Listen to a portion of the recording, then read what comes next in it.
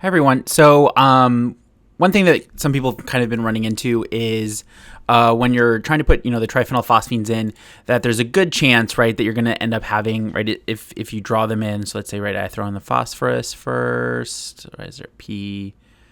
Right. So if I throw this in and then I draw out, the different lines for the groups, right, and you start putting these in, things get very full very, very quickly here and everything like that. And so one of the complaints is that, how do you draw it so that you don't accidentally get overlap where, something like ends up happening like, that right there where you actually fuse two rings together. So there's two different approaches. The easiest one really is if you go here to this button, the one that's right next to the select template, right? So if you click on, it is the template, not this next to it. If you click on the select template right here, right, under the different options, right, there's different types of groups, right, that they already have put together for you, right? So you can have, different examples of different things if you're looking for it, right? So in our case, since we're looking for triphenylphosphine, we can go under P ligands. They have a few that are there, right? Triphenylphosphine is one of them. So if we choose that, right, what we can do is we can just build it in and we can then just simply like rotate them kind of, right? And so if you click down and then, right, you just put it in and then stuff and then kind of play around with it a bit, right? So I have these right here. What you can then do, right, is you can just have a line right here, right? And so you can just then build, these two groups right here. So let's call that the hydrogen. This is the hydrogen, right? And then this guy just connects to this phosphorus. This connects to this phosphorus. This connects to this phosphorus, right? And then we have the CO, right? So that's that. And then 1, 2, 3, oxygen, and then grab the ruthenium, right? And you can throw that in there right there, right? And so this is all good. You run this.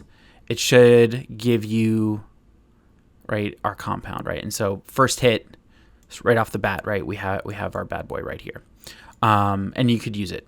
Now, a different way, and this is usually the way that I do it, because it kind of works not just for triphenylphosphine, right, for other kind of things where they may not have the, it in the template, is for anything that like has rings or a whole bunch of stuff, right? I'll just build those rings kind of like, in space right here, because they don't have to be pretty, right? Everything can just simply, be relatively ugly as long as the connectivity overall works, right? So you can just throw these guys right here, these guys right here, right? This right here, this right here, this right here, throw in the phosphorus, the phosphorus, the phosphorus, right?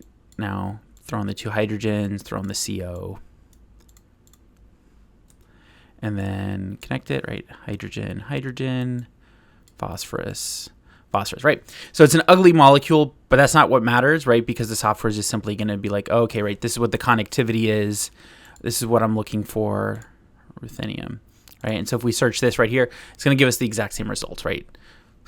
Correction, there's something, because I accidentally put a phosphorus right there. That's my bad, right? That should be an oxygen, right? Carbon, yeah. And there we go, right? Same exact thing. So, that's how you go around, about doing it, and it should work, right? So those are two different ways where you can easily throw in the triphenylphosphines, and you don't have to hopefully worry about having, different groups kind of like overlap and cause, some ring fusion.